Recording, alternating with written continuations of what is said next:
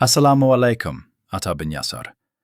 Quoting Ibn Abbas said, "May I not tell you how the Messenger of Allah, sallallahu alayhi, performed ablution?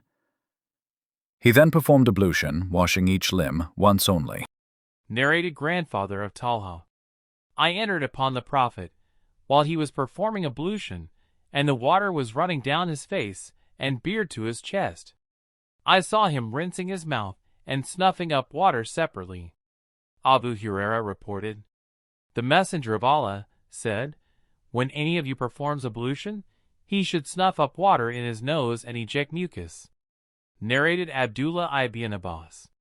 The Messenger of Allah said, "Cleanse your nose well after snuffing up water twice or thrice." Sunan Abi Dawud 142. Narrated Laqit ibn Sabira.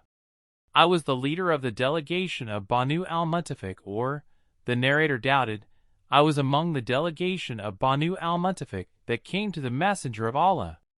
When we reached the Prophet, we did not find him in his house.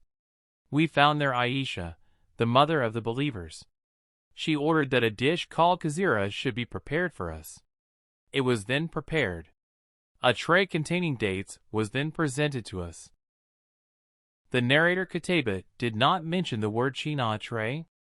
Then the Messenger of Allah came. He asked, "Has anything been served to you or ordered for you?" We replied, "Yes, Messenger of Allah." While we were sitting in the company of the Messenger of Allah, we suddenly saw that a shepherd was driving a herd of sheep to their fold. He had with him a newly born lamb that was crying.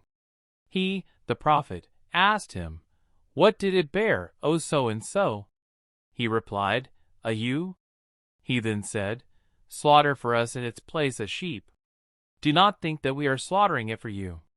We have 100 sheep, and we do not want their number to increase. Whenever a ewe is born, we slaughter a sheep in its place."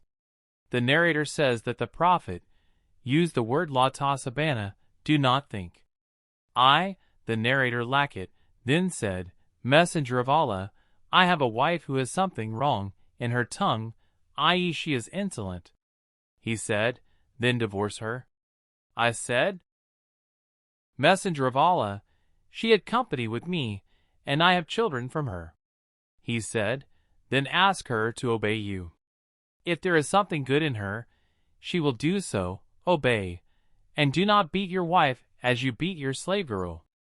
I said, "Messenger of Allah, tell me about ablution."